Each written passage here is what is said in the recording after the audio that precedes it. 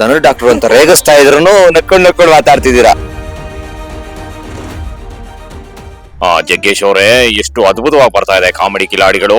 ನಿಮ್ಮ ಕಾಮಿಡಿ ಕಿಲಾಡಿ ನೋಡಿ ನನ್ನ BP, ಶುಗರ್ ಎಲ್ಲಾನು ಕಡಿಮೆ ಆಗಿದೆ. ನೋಡಿ ನಾನಿಮ್ಮ ರಾಜ್ಕುಮಾರ, ನಾನು ನಿಮ್ಮ ಶಂಕನಾಗ್, ನಾನು ಟೈಗರ್ ಪ್ರಭಕ, ನಾನು ಮಂಡ್ಯದ ಗಂಡು ಅಂಬರೀಷ. ನಾನು ಅದೇ ABCD ಇಂದನೇ ಕಲ್ಕೊಂಡ್ ಬರ್ತಿದ್ದೀನಿ. ಬೆಡ್ರೂಮ್ ಬರ್ಬೇಕಂದ್ರೆ ಮೇ ಐ ಕಮ್ ಇನ್ ಅಂತ ಹೇಳಿನೇ ಬರ್ಬೇಕು. ನಮಸ್ಕಾರ, ನೀವ್ ನೋಡ್ತಾ ಇದ್ದೀರಾ ಫಿಲ್ಮಿ ಬೀಟ್ ಕನ್ನಡ. ನಾನು ಚಂದನ. ನಾವಿವತ್ತು ಕಾಮಿಡಿ ಕಿಲಾಡಿಗಳ ಸೆಟ್ ಅಲ್ಲಿ ಇದೀವಿ. ಇಲ್ಲಿ ಕಾಮಿಡಿ ಕಿಲಾಡಿಗಳು ಅಂದ್ರೆ ಈಗ ನಮ್ಗೊಂದಷ್ಟು ಮುಖಗಳು ಪರಿಚಯ ಆಗತ್ತೆ. ಈಗ ಸೀಸನ್ 5 ಶುರು ಆಗಿರೋದ್ರಿಂದ ಹೊಸ ಪರಿಚಯ, ಹೊಸ ಮುಖಗಳು. ಅವ್ರ ಕಾಮಿಡಿ ಶೈಲಿನೇ ತುಂಬಾ ಯೂನಿಕ್ ಆಗಿದೆ, ಡಿಫ್ರೆಂಟ್ ಆಗಿದೆ. ಈಗ ನಮ್ ಜೊತೆ ಇಬ್ರು ಕಿಲಾಡಿಗಳಿದ್ದಾರೆ, ಬನ್ನಿ ಅವ್ರನ್ನ ಮಾತನಾಡಿಸ್ತಾ ಹೋಗೋಣ. ಮೊದಲನೇದಾಗಿ ಪಲ್ಲವಿ ಅವರು. ಹಾಯ್, ಹೇಗಿದ್ದೀರಾ? ಹಾಯ್, ನಾನ್ ಚೆನ್ನಾಗಿದ್ದೀನಿ, ನೀವ್ ಹೇಗಿದ್ದೀರಾ? ಸೂಪರ್. ಇನ್ನೊಬ್ರು ಇವ್ರು ಮಿಮಿಕ್ರಿಯಿಂದ ಫೇಮಸ್. ಹೋಗ್ತಾ ಹೋಗ್ತಾ ನಿಮ್ಗೊಂದಷ್ಟು ಇನ್ಪುಟ್ಸ್ ಕೊಡ್ತಾ ಹೋಗ್ತೀನಿ. ಸಾಗರ್ ಅವರು. ಸರ್, ಹೇಗಿದ್ದೀರಾ? ಚೆನ್ನಾಗಿದ್ದೀನಿ. ಸಾಗರ್ ತುರ್ಬೇಕೆರೆ ಅಂದ್ರೇನೆ ಖುಷಿ. ಚೆನ್ನಾಗಿದೆ, ನೀವ್ ಹೇಗಿದ್ದೀರಾ? ಸೂಪರ್ ಆಗಿದ್ದೀವಿ. ಇನ್ನ ಪಲ್ಲವಿ ಅವರು ಧನುರ್ ಡಾಕ್ಟರ್ ಅಂತೆ, ಅಂದ್ರೆ ವೆಟರ್ನರಿ ಓದ್ಕೊಂಡಿದ್ದಾರೆ, ಫೈನಲ್ ಇಯರ್ ಅಂತ. ಯಾಕೆ ಎಜುಕೇಶನ್ ಅಲ್ಲಿಗೆ ನಿಲ್ಸಿ ಕಾಮಿಡಿ ಕಿಲಾಡಿಗಳ ಕಡೆಗೆ? ಸ್ವಲ್ಪ ಸ್ಲೈಟ್ ಕರೆಕ್ಷನ್, ಎಜುಕೇಶನ್ ನಿಲ್ಸಿಲ್ಲ. ಫೈನಲ್ ಇಯರ್ ಆಗಿದೆ, ಇವಾಗ ಇಂಟರ್ನ್ಶಿಪ್ ಆಗ್ತಿದೆ. ಸೊ ಪ್ಯಾರಲಲ್ಲಿ ಮಾಡ್ತಿದ್ದೀನಿ, ಮ್ಯಾನೇಜ್ ಮಾಡ್ತಿದ್ದೀನಿ. ಅಂದ್ರೆ ಅಲಾಂಗ್ ವಿತ್ ದನದ್ ಡಾಕ್ಟರ್ ಅಂತ ಕೇಳಿದ್ರಲ್ಲ, ಬರೀ ದನಕ್ ಮಾತ್ರ ಡಾಕ್ಟರ್ ಅಂದ್ರೆ ಈ ಬೆಕ್ಕು, ನಾಯಿ, ಹಳ್ಳಿಳು, ಮಲ ಎಲ್ಲದಕ್ಕೂ ಡಾಕ್ಟರ್ ಅಲ್ಲ. ಮತ್ ಇವ್ರು ಧನುರ್ ಡಾಕ್ಟರ್ ಅಂತ ರೇಗಿಸ್ತಾ ಇದ್ರು ನಕ್ಕೊಂಡು ಮಾತಾಡ್ತಿದ್ದೀರಾ. ನಾವೊಂದ್ ಸ್ವಲ್ಪ ಕಾಮಿಡಿ ಮಾಡೋಣ. ಓಕೆ, ನಮ್ ಫೀಲ್ಡ್ ಅಲ್ಲಿ ಬರ್ತಿದ್ದಾರೆ ಅವರು. ಆಯ್ತು, ಧನುರ್ ಡಾಕ್ಟರ್ ಮಾತಾಡಿ. ಈಗ ಕಿಲಾಡಿಗಳ ಜೊತೆ ಇದೀವಿ ಅಂದ್ರೆ ನಮ್ದು ಒಂದ್ ಸ್ವಲ್ಪ ಸೆನ್ಸ್ ಆಫ್ ಹ್ಯೂಮರ್ ತೋರ್ಸೋಣ ಜನಕ್ಕೆ. ಆಡಿಷನ್ ಅಂತೂ ಕೊಡಕ್ ಆಗಲ್ಲ, ಒಂದ್ ಸ್ವಲ್ಪ ಗ್ಯಾಪ್ ಅಲ್ಲಿ ತಗೊಳ್ಳೋಣ ಅಂತ. ಸೊ ಅಂದ್ರೆ ಎಲ್ಲಿ ಅವರು ನೀವು? ಅಂದ್ರೆ ಈಗ ನೋಡಕ್ ತುಂಬಾ ಚೆನ್ನಾಗಿದ್ದೀರಾ, ಮುದ್ದಾಗಿದ್ದೀರಾ. ಈಗ ಕಾಮಿಡಿ ಕಿಲಾಡಿಗಳು ಯಾಕೆ ವೈ ನಾಟ್ ಮಹಾನಟಿ ಆಗಿರ್ಬೋದು, ಅಥವಾ ಬೇರೆ ಸಿನಿಮಾ ಇಂಡಸ್ಟ್ರಿ ಆಗಿರ್ಬೋದು? ಅದ್ ಆಕ್ಚುಲಿ ಏನಾಯ್ತು ಅಂದ್ರೆ, ನಂದು ಫೈನಲ್ ಎಕ್ಸಾಮ್ ಆಗ್ತಿತ್ತು, ವೆಟರ್ನರಿ ಗೈನಕಾಲಜಿ ಫೈನಲ್ ಎಕ್ಸಾಮ್ ಇತ್ತು. ಅವಾಗೆ DKD ಮತ್ತೆ ಕಾಮಿಡಿ ಕಿಲಾಡಿ ಒಟ್ಟಿಗೆ ಆಡಿಷನ್ ಬಂದಿತ್ತು. ನಾನ್ ಫೈನಲ್ ಎಕ್ಸಾಮ್ ಮುಗಿಸಿ ಬೇಗ ಬಂದು DKD ಆಡಿಷನ್ ಕೊಡೋಣ ಅಂತ ಹೋದೆ. ಅಲ್ವಾ, ಪಕ್ಕದಲ್ಲಿ ಕಾಮಿಡಿ ಕಿಲಾಡಿಗಳು ಇತ್ತು. ಅದನ್ನು ಕೊಡೋಣ, ಒಂದ್ ಟ್ರೈ ಮಾಡೋಣ, ಬಿಕಾಸ್ ಆಕ್ಟಿಂಗ್ ಸ್ಕಿಲ್ಸ್ ತೋರ್ಸ್ಬೇಕು. ಬೀದರಲ್ಲಿ ಎಕ್ಸ್ಪೋಜರ್ ಇರ್ಲಿಲ್ಲ ಯಾವ್ದು ಆಕ್ಟಿಂಗ್ ಇಂದು, ತೋರ್ಸ್ಬೇಕು ಅಂತ ಅಲ್ಲೂ ಆಡಿಷನ್ ಕೊಟ್ಟೆ. ಆ ಆಡಿಷನ್ ಕೊಟ್ಮೇಲೆ ನವೀನ್ ಸರ್ ನಮ್ ಮೆಂಟರ್ ಇದ್ರು, ಅವ್ರು ಆಡಿಷನ್ ತಗೊಂಡಿದ್ರು. ಒಂದ್ 30 ಇಂದ 40 ತರದ ಆಕ್ಟಿಂಗ್ ಮಾಡಿ ತೋರಿಸಿ ಸಿಚುವೇಶನ್ಸ್ ಎಲ್ಲ ಕೊಟ್ರು. ಆ ಸಿಚುವೇಶನ್ಸ್ ಎಲ್ಲ ಮಾಡಿ ಸೊ ಫೈನಲಿ ಅಲ್ಲಿ ಸೆಲೆಕ್ಟ್ ಆದೆ. ಆಮೇಲೆ ಫಸ್ಟ್ ರೌಂಡ್ ಆಯ್ತು, ಸೆಕೆಂಡ್ ರೌಂಡ್, ಥರ್ಡ್ ರೌಂಡ್, ಈ ತರ ಬಂತು. DKD ಆಡಿಷನ್ ಅಲ್ಲೂ ಸೆಲೆಕ್ಟ್ ಆಗಿದ್ದೆ. ಬಟ್ DKD ಐ ಚೋಸ್ ಇದು ಕಾಮಿಡಿ ಕಿಲಾಡಿ ಓವರ್ DKD, ಯಾಕಂದ್ರೆ ಇದ್ರಲ್ಲಿ ವರ್ಸಟೈಲ್ ಇರುತ್ತೆ. ಆಕ್ಟಿಂಗು ತೋರಿಸ್ಬೇಕು, ನಿಮ್ ಸಿಂಗಿಂಗ್ ಆದ್ರೆ ಸಿಂಗಿಂಗ್ ತೋರಿಸ್ಬೇಕು, ಡಾನ್ಸ್ ತೋರಿಸ್ಬೇಕು, ನಿಮ್ದು ಎಲ್ಲಾ ವರ್ಸಟೈಲ್ ಆಕ್ಟಿವಿಟೀಸ್ ಎಲ್ಲ ತೋರಿಸ್ಬೇಕು ಅಂತ ಇಲ್ಲಿ ಸೆಲೆಕ್ಟ್ ಆದೆ. ಇದು ಒಂದ್ ತುಂಬಾ ದೊಡ್ಡ ಅಪಾರ್ಚುನಿಟಿ ಅಂತ ಮುಂದೆ ತಗೊಂಡ್ ಬಂದೆ. ಆತರ ಆಯ್ತು.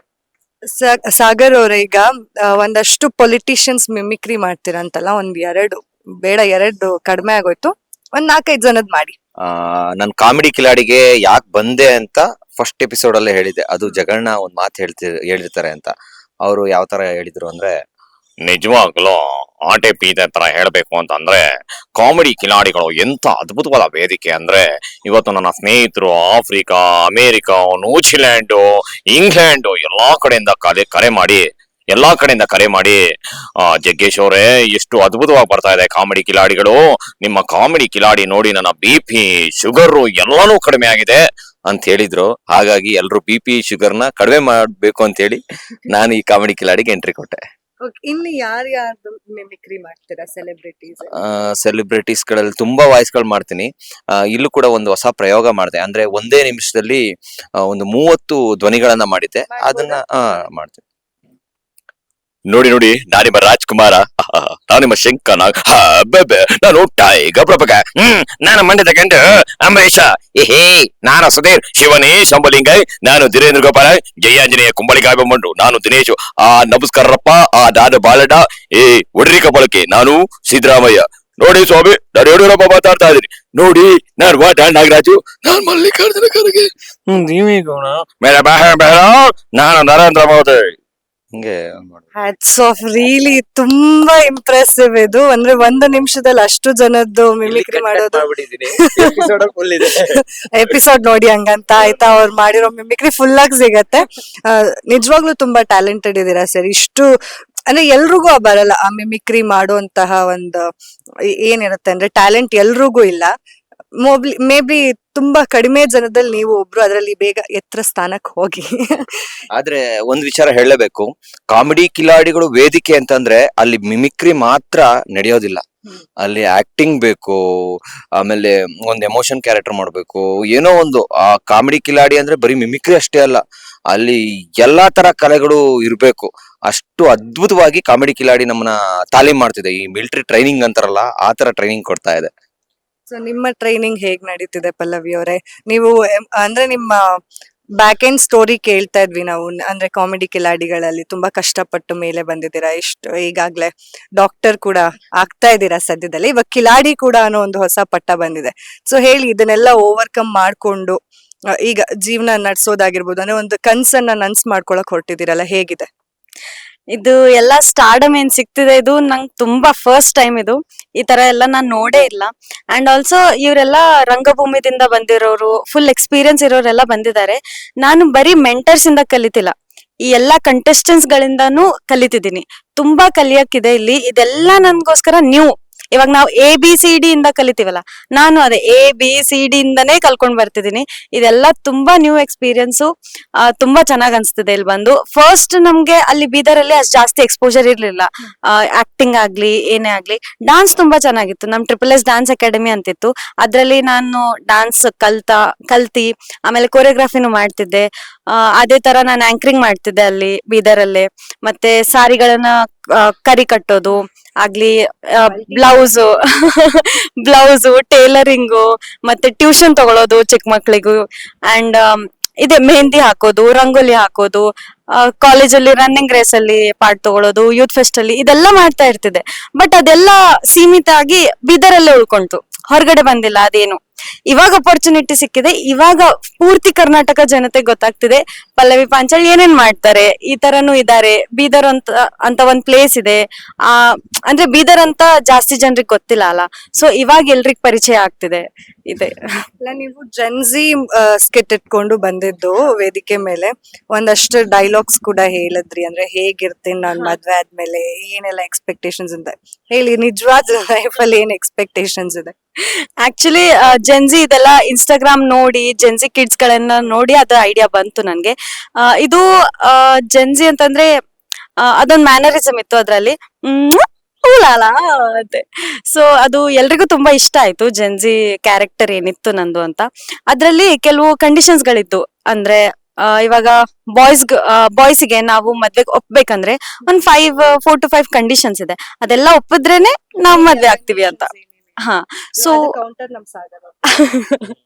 ಓಕೆ ಸಾಗರ್ ಅವ್ರೆ, ಕಂಡೀಷನ್ ನಂಬರ್ 1, ಇವಾಗ ನೀವ್ ಲಕ್ಕಿ ಇದ್ರೆ, ನಾನು ನಿಮ್ಗೆ ಮದ್ವೆಗ್ ಓಕೆ ಅಂದ್ರೆ ನೀವು ಮದ್ವೆನ ಗ್ರ್ಯಾಂಡ್ ಆಗಿ ಮಾಡ್ಕೊಳ್ಬೇಕು.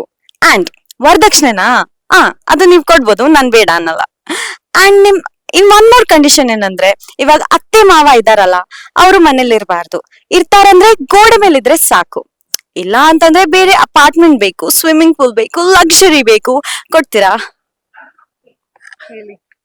ನಾವು ಜೆನ್ಸಿ ಅವರಲ್ಲ, ನಮ್ಗೆ ಸ್ವಲ್ಪ ವಯಸ್ಸಾಗ್ಬಿಟ್ಟಿದೆ.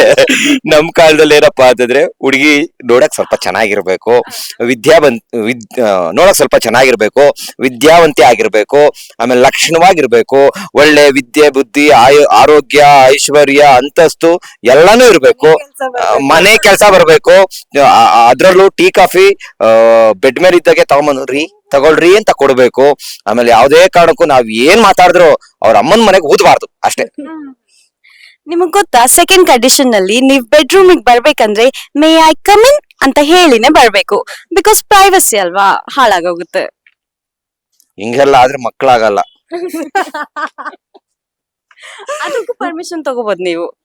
ಎಲ್ಲದಕ್ಕೂ ಪರ್ಮಿಷನ್ ಸರ್. ಒಟ್ನಲ್ಲಿ ಇದು ಕನ್ಸೆಂಟ್ ತಗೋಬೇಕಪ್ಪ, ಕನ್ಸೆಂಟ್ ತಗೋಬೇಕಲ್ವಾ. ಇಷ್ಟೆಲ್ಲ ಮಾಡಿ ಗೃಹಸ್ಥ ಅನಿಸ್ಕೊಳೋ ಬದಲು ಯಾವ್ದಾದ್ರು ಮಠಕ್ಕೆ ಹೋಗಿ ಸ್ವಾಮೀಜಿ ಆಗ್ಬಿಡ್ಬೋದು. We don't care at all. ಅದೆಲ್ಲ ಕೇರ್ ಮಾಡೋರು ಅವ್ರು ಹುಡ್ಕೋತಾರೆ. ಯಾಕೆ ಹುಡ್ಕೋಬೇಕು ಈ ತರ? ಹೌದು ಇದೇ ತರನೇ ಇರೋದು. ನಾನು ನೋಡ್ದಲ್ಲ, ಗಂಡ ಎಷ್ಟು ದುಡಿಬೇಕು, ತಿಂಗಳಿಗೆ 1 ಲಕ್ಷ ದುಡಿಬೇಕು, 10 ಲಕ್ಷ ದುಡಿಬೇಕು, 20 ಲಕ್ಷ ದುಡಿಬೇಕು. ಎಲ್ಲಿ ದುಡಿಯೋದು? ಕೆಲ್ಸನೇ ಸಿಗ್ತಾ ಇಲ್ಲ ಬೆಂಗಳೂರಿನಲ್ಲಿ, ಕರ್ನಾಟಕದಲ್ಲಿ. ಇನ್ನ ಲಕ್ಷ ದುಡಿಯೋರ್ನ ಅಲ್ಲ, ಲಕ್ಷ ದುಡ್ದು ಹೆಂಗೆ ಮದ್ವೆ ಆಗಿ ಮೈಂಟೈನ್ ಮಾಡೋದು? ಹುಡುಗಿರ್ ತುಂಬಾ ಎಕ್ಸ್ಪೆನ್ಸಿವ್ ಆಗಿ ಹೋಗಿದ್ದಾರೆ ಅಲ್ವಾ? ಹೌದು. ಇದೆಲ್ಲ ಕಂಡೀಷನ್ಸ್ ಒಪ್ಪಿಲ್ಲ ಅಂತಂದ್ರೆ ನಮ್ಗೇನ್ ವರಿ ಅಲ್ಲ. ನಾವ್ ಡೈರೆಕ್ಟ್ ಡಿವೋರ್ಸ್ ಕೊಡ್ತೀವಿ. ನಿಮ್ 50% ಪ್ರಾಪರ್ಟಿ ನಮ್ ಪರ್ಸ್ ಅಲ್ಲಿ ಇಡ್ತೀವಿ ಆಸ್ ಆಲಿಮೋನಿ. ಓಲಾಲಾ. ಇಲ್ಲ, ಅವ್ರು ಹೇಳಿದ್ದು ನಿಜಾನೇ. ಇವತ್ತೇನಾಗಿದೆ ಅಂದ್ರೆ, ಮದುವೆ ಆಗಿ ಡೈವರ್ಸ್ ಕೊಟ್ಟು ಗಂಡನ ಆಸ್ತಿ ಪಡ್ಕೊಳೋದ್ರಲ್ಲೇ ತುಂಬಾ ಜನ ಮದುವೆ ಆಗ್ತಾ ಇದಾರೆ. ಈಗಿರೋ ಏನ್ ನಡೀತಾ ಇದೆ ಅದನ್ನ ಕಾಮಿಡಿಯಾಗಿ ಬಟ್ಟೆ ಸುತ್ಕೊಂಡು ಹೊಡೆದಿದ್ದಾರೆ ಅವರು ಅಷ್ಟೇ. ಇನ್ನ ನಿಮ್ಮ ಬ್ಯಾಕ್ ಎಂಡ್ ಸ್ಟೋರಿ ಅಂದ್ರೆ ನೀವು ಎಲ್ಲಿ ಅವರು ಹೇಗ್ ಬಂದ್ರಿ ಈ ಕಡೆಗೆ? ನೀವು 4-5 ಆಡಿಷನ್ಸ್ ಕೊಟ್ಟಿದ್ದೀನಿ ಅಂತ ಹೇಳಿದ್ರಿ, ಸೊ ಅದ್ರ ಬಗ್ಗೆ ಹೇಳಿ. ನನ್ನ ಹೆಸರು ಸಾಗರ್ ತುರ್ಬೇಕೆರೆ ಅಂತ. ತುರ್ಬೇಕೆರೆ ಅಂದ್ರೆ ನಿಮ್ಗೆ ಗೊತ್ತಿರ್ಬೋದು, ಜಗ್ಗೇಶ್ ಅವರ ಒಂದು ಊರು, ಜಗ್ಗೇಶ್ ಅವ್ರ ಊರು ಅದು. ಹೌದು, ಜಡಾಯಿಸ್ಮಾಯಸಂದ್ರ, ನಮ್ದು ದ್ಯಾಮಸಂದ್ರ. ತುರ್ಬೇಕೆರೆ ಒಂದು ಚಿಕ್ಕ ಹಳ್ಳಿ, ದ್ಯಾಮಸಂದ್ರ ಅಂತ ತಲವಾರ್ನಳ್ಳಿ ಅನ್ನೋ ಒಂದು ಪುಟ್ಟ ಊರಿಂದ ಬಂದಿದ್ದು. ಸುಮಾರು 13 ವರ್ಷದಿಂದ ಬಂದೆ. ಅಪ್ಪ ಅಮ್ಮ ಎಲ್ರನ್ನು ಬಿಟ್ಟು ಏನಾದ್ರೂ ಕಿತ್ತು ದಬಾಕ್ಬೇಕು ಅಂತ ಬೆಂಗಳೂರಿಗೆ ಬಂದೆ. ಆದ್ರೆ ಗೊತ್ತಲ್ಲ ಕಷ್ಟ ಹೇಗಿರುತ್ತೆ ಅಂತ. ಸೈಕಲ್ ಹೊಡೆದೆ ಬೇಡವೇ ಬೇಡ ಅಂತೇಳಿ ಸ್ವಲ್ಪ ಬಿಸ್ನೆಸ್, ಈವೆಂಟ್ ಆರ್ಗನೈಸರು, ಆಮೇಲೆ ಡೈರೆಕ್ಷನ್, ಸ್ಕ್ರಿಪ್ಟ್ ಇಂಥ ಕೆಲಸ ಮಾಡಿಲ್ಲ ಅನ್ನೋದಿಲ್ಲ. ಮೀಡಿಯಾದಲ್ಲೂ ಕೂಡ ಕೆಲಸ ಮಾಡ್ಕೊಂಡು ಕೊನೆಗೆ ತೆರೆದಿದೆ ಮನೆಯೋ ಬಾ ಅತಿಥಿ ಅಂತ ಕಾಮಿಡಿ ಕಿಲಾಡಿ ಒಂದು ವೇದಿಕೆ ಸಿಕ್ತು. ಇಲ್ಲಿಂದ ಇಲ್ಲಿವರೆಗೂ ಆಗಿದ್ದು ಬೇರೆ. ಕಾಮಿಡಿ ಕಿಲಾಡಿ ವೇದಿಕೆಯಿಂದ ಮತ್ತೆ ಲೈಫಲ್ಲಿ ಚೇಂಜಸ್ಗಳಾಗೋದು ಬೇರೆ ಅಂತ ಹೇಳಕ್ ಇಷ್ಟಪಡ್ತೀನಿ. ಓಕೆ, ಈಗ ಹೇಗ್ ನಡೀತಾ ಇದೆ ಪ್ರಿಪ್ರೇಷನ್ಸ್? ಇದು ನನ್ನ ಕೊನೆ ಪ್ರಶ್ನೆ ಇಬ್ರಿಗೂ. ಸೊ ಹೇಗಿದೆ ಅಂದ್ರೆ ಕಾಮಿಡಿ ಕಿಲಾಡಿಗಳು ಫ್ಯಾಮಿಲಿಗೆ ಎಂಟ್ರಿ ಕೊಟ್ಟಿದ್ದೀರಾ? ಅಂದ್ರೆ ಒಂಥರ ಇದು ಜಿ ಕುಟುಂಬ ಅಂತಾನೆ, ತುಂಬಾ ಹತ್ರಕ್ ಸೇರ್ಸ್ಕೊಳ್ಳುವಂತಹ ಕುಟುಂಬ ಅಂತ ಎಲ್ಲ ತುಂಬಾ ಕಡೆ ನಾವ್ ಕೇಳಿದೀವಿ, ನೋಡಿದೀವಿ. ಸೊ ಹೊಸದಾಗಿ ಈಗ ಆ ಕುಟುಂಬಕ್ಕೆ ಎಂಟ್ರಿ ಕೊಡ್ತಿದ್ದೀರಾ, ಹೇಗ್ ಅನ್ಸ್ತಿದೆ? ಹಾಗೆ ನಿಮ್ಮ ಮುಂದೆ ಬರುವ ಸ್ಕಿಟ್ ಗಳಿಗೆಲ್ಲ ಹೇಗ್ ಪ್ರಿಪ್ರೇಷನ್ಸ್ ನಡೀತಾ ಇದೆ? ಸ್ಕಿಟ್ ಪ್ರಿಪ್ರೇಷನ್ ಅಂತೂ ಮೆಂಟರ್ಗಳು ಮೆಟ್ ತಗೊಂಡ್ ರೆಡಿ ಇರ್ತಾರೆ. ನೀನು ಡೈಲಾಗ್ ತರ ಹೇಳ್ಬೇಡ, ಹುಚ್ಚ ಹೋಗ್ಬೇಡ, ಚೆನ್ನಾಗಿ ಹೇಳು, ಫೀಲ್ ಮಾಡ್ಕೊಂಡು ಹೇಳು ಅಂತಾರೆ. ಸೊ ಅದನ್ನ ಫೀಲ್ ಮಾಡ್ಕೊಂಡ್ ಏನೋ ಒಂದ್ ಮಾಡ್ತಿದೀವಿ. ಅದು ತುಂಬಾ ಭಯ ಇರುತ್ತೆ. ಇವಾಗ ಕೊಡ್ಬೇಕು, ನಾವ್ ಟಿವಿನಲ್ಲಿ ಬರ್ತೀವಿ, ಎಲ್ರು ನೋಡ್ತಾರೆ, ಜಡ್ಜ್ ಮಾಡ್ತಾರೆ ಅಂತ. ಸೊ ತುಂಬಾ ಕಷ್ಟಪಟ್ಟು ಮಾಡ್ತಿದೀವಿ. ನೀವೆಲ್ಲ ನೋಡಿ ಸಪೋರ್ಟ್ ಮಾಡಿ ಪ್ಲೀಸ್. ಅಂಡ್ ಈ ಜಿ ಕುಟುಂಬಕ್ಕೆ ನಾವ್ ಆಡ್ ಆಗಿದೀವಿ ಅಂತ ಅದು ಆ ಹ್ಯಾಪಿನೆಸ್ ಗೆ ಎಂಡ್ ಇಲ್ಲ. ಓಕೆ, ಸೊ ಆ ಜಿ ಕುಟುಂಬಕ್ಕೆ ಎಲ್ಲಾ ಜಿ ಕುಟುಂಬಕ್ಕೆ ಓಲಾಲಾ. ನೀವ್ ಹೇಳಿ, ಹೇಗ್ ನಡೀತಿದೆ ಸ್ಕಿಟ್ ಗಳಿಗೆ ಪ್ರಿಪರೇಷನ್ಸ್ ಎಲ್ಲ? ಮತ್ತೆ ಜಿ ಕುಟುಂಬಕ್ಕೆ ಎಂಟ್ರಿ ಕೊಟ್ಟಿದ್ದೀರಾ, ಹೇಗ್ ಅನಿಸ್ತಿದೆ? ಮೊದಲದಾಗಿ ತುಂಬಾ ಖುಷಿ ಆಗ್ತಾ ಇದೆ. ಮಿಮಿಕ್ರಿ ಆರ್ಟಿಸ್ಟ್ ಅಂತಂದ್ರೆ ನಿಮ್ಗೆ ಗೊತ್ತಿರ್ಬೋದು, ಮೈಕ್ ಇಟ್ಕೊಂಡು ಒಂದ್ ಕಡೆ ಅಂತ ಮಾಡ್ಕೊಂಡು ಹೋಗ್ಬಿಡ್ತೀವಿ. ಆದ್ರೆ ಇಲ್ಲಿ ಆಕ್ಟಿಂಗ್ ಮಾಡ್ಬೇಕು. ಸ್ಟೇಜ್ ಸುತ್ತ ಒಂಥರ ಮಿಲಿಟರಿ ಟ್ರೈನಿಂಗ್ ಕೊಡ್ತಾರೆ ನಮ್ಮ ಮೆಂಟರ್ಸ್ ಗಳು. ಪ್ರತಿ ಒಂದು ಯಾವ ರೀತಿ ಹೇಳಬೇಕು, ಅದರಲ್ಲಿ ಭಾವ, ಆರ್ಥಿಕವಾಗಿ, ಸಾಮಾಜಿಕವಾಗಿ, ನೈತಿಕವಾಗಿ, ಆರ್ಥಿಕವಾಗಿ ಎಷ್ಟು ಅದಕ್ಕೆ ನಾವು ಒಳಗಾಗ್ಬೇಕು, ಪಾತ್ರದ ಒಂದು ಪರಕಾಯ ಪ್ರವೇಶ ಯಾವ ರೀತಿ ಮಾಡ್ಬೇಕು ಅನ್ನೋದೆಲ್ಲ ತುಂಬಾ ಹೇಳ್ಕೊಡ್ತಾ ಇದಾರೆ. ಕಲಿತಾ ಇದೀವಿ. ಇಷ್ಟ ದಿನ ನಡೆದಿದ್ ಬೇರೆ, ಇಲ್ಲಿವರೆಗೂ ಈಗ ನಡೆಯೋದೇ ಬೇರೆ. ನಿಜವಾಗ್ಲೂ ತುಂಬಾ ಖುಷಿ ಆಗ್ತಾ ಇದೆ. ಅದ್ರಲ್ಲೂ ಕೂಡ ಮೆಂಟರ್ಸ್ ಎಲ್ರೂ ಸಿಕ್ಕಾಪಟ್ಟೆ ಸ್ಟ್ರಿಕ್ಟ್ನೆ, ಸಖತ್ತಾಗೆ ಮೆಂಟರಿಂಗ್ ಮಾಡ್ತಾ ಇದಾರೆ. ಕೆಲವೊಂದು ಪದಗಳನ್ನ ಹೇಳೋಕ್ಕಾಗಲ್ಲ, ಅಷ್ಟು ನಮ್ಮನ್ನ ಹೊಗಳಿ ನಮ್ಮಲ್ಲಿರುವಂತ ಆಕ್ಟಿಂಗ್ ಸ್ಕಿಲ್ ನ ಹೊರ ತೆಗಿತಾ ಇದ್ದಾರೆ. ಆಮೇಲೆ ಜಿ ಕನ್ನಡ ಅನ್ನೋದು ತುಂಬಾ ದೊಡ್ಡ ವೇದಿಕೆ. ನಾವು ಸೋಷಿಯಲ್ ಮೀಡಿಯಾದಲ್ಲಿ ಅಲ್ಲಿ ಇಲ್ಲಿ ಕಾಣಿಸ್ಕೊಳೋದು ಚಿಕ್ಕ ವಿಷಯ ಇರ್ಬೋದು, ಬಟ್ ಜಿ ಕನ್ನಡ ಅನ್ನೋದು ತುಂಬಾ ದೊಡ್ಡ ವೇದಿಕೆ. ಇಡೀ ಕರ್ನಾಟಕದ ಆದ್ಯಂತ ಅತಿ ಹೆಚ್ಚು ಜನ ನೋಡುವಂತಹ ಒಂದು ವಾಹಿನಿ ಅಂದ್ರೆ ಅದು ಜಿ ಕನ್ನಡ. ಇಂತಹ ವಾಹಿನಿನಲ್ಲಿ ಅಷ್ಟು ದೊಡ್ಡ ಒಂದು ಕಾರ್ಯಕ್ರಮದಲ್ಲಿ ನಾವು 19 ಜನ ಏನು ಕಾಮಿಡಿ ಕಿಲಾಡಿಗಳಿದೀವಿ, ನಮ್ಮ ಮೇಲೆ ಒಂದು ದೊಡ್ಡ ಹೊರೆನೇ ಇದೆ. ಆ ಹೊರೆನ ನಾವು ನೀಟಾಗಿ ನಿಭಾಯಿಸ್ಕೊಂಡು ಹೋದ್ರೆ ನಾವು ಲೈಫ್ ಲಾಂಗ್ ಗೆಲ್ಬಹುದು ಅಂತ ಹೇಳಕ್ ಇಷ್ಟಪಡ್ತೀನಿ. Thank you so much. ನಿಮ್ಮ ಇಬ್ಬರ ಹತ್ರ ಮಾತಾಡಿ ತುಂಬಾ ಖುಷಿ ಆಯ್ತು. ಇನ್ನೊಂದು ವಿಚಾರ, ನಾನು ಮಾತಾಡೋದು ತುಂಬಾ ಉದ್ದ ಆಗ್ತಾ ಇರುತ್ತೆ. ನೀವು ಅರ್ಥ ಆಗ್ಲಿಲ್ಲ ಅಂದ್ರೆ ಇನ್ನೊಂದ್ಸರಿ ಕೇಳ್ಬೇಕು. ಯಾಕಂದ್ರೆ ನಾನು ಹೇಳೋದ್ರಲ್ಲಿ ಒಂದು ಅರ್ಥ ಇದೆ. ಅರ್ಥನ ಅರ್ಥ ಮಾಡ್ಕೊಂಡ್ರೆ ಅರ್ಥಕ್ಕೊಂದು ಅರ್ಥ ಸಿಗುತ್ತೆ. ಇಲ್ಲ ಅಂದ್ರೆ ಅರ್ಥ ಹೋಗಿ ಅನರ್ಥವಾಗಿ ಅಪಾರ್ಥ ಆಗುತ್ತೆ. ಅರ್ಥ ಆಯ್ತಲ್ವಾ? ಅರ್ಥ ಆಯ್ತು ಥ್ಯಾಂಕ್ ಯು ಸೋ ಮಚ್. ಇಬ್ರಿಗೂ ಖುಷಿ ಆಯ್ತು ಮಾತಾಡಿ. ಇನ್ನೊಂದಷ್ಟು ಆಪರ್ಚುನಿಟೀಸ್ ನಿಮ್ಗಾಗಿ ಕಾಯ್ತಾ ಇರ್ಲಿ. ಇನ್ನು ಜಿ ಕುಟುಂಬದಲ್ಲೇ ಇನ್ನೂ ಒಂದಷ್ಟು ವರ್ಷಗಳ ಕಾಲ ಇಲ್ಲೇ ಇದ್ದು ಬಿಡಿ, ಪರ್ಮನೆಂಟ್ ಕ್ಯಾಂಡಿಡೇಟ್ ಗಳಾಗಿ ಅಂತ ಹೇಳ್ತಾ thank you so much. Thank you. Last ಮಾತಾಡ್ಬೋದಾ? Thank you. ಕಾಮಿಡಿ ಕಿಲಾಡಿಗಳು ಪ್ರತಿ ಶನಿವಾರ ಭಾನುವಾರ ರಾತ್ರಿ 9 ಗಂಟೆಗೆ ಬರ್ತಾ ಇದೆ. ಎಲ್ರು ಕೂಡ ಮಿಸ್ ಮಾಡದೆ ನೋಡಿ, ನಮ್ಮನ್ನೆಲ್ಲರನ್ನು ಕೂಡ ಅರಸಿ ಆಶೀರ್ವದಿಸಿ, ಹಾಗೆ ಏನಾದ್ರೂ ತಪ್ಪಾಗಿದ್ರೆ ದಯವಿಟ್ಟು ಕ್ಷಮಿಸಿ. Thank you. ನೀವ್ ಹೇಳಿದ್ಯಾ? ಅದೇನಾದ್ರೂ ತಪ್ಪಾದ್ರೆ ಪ್ಲೀಸ್ ನಮ್ಮನ್ನ ಕ್ಷಮಿಸಿ. Thank you so much.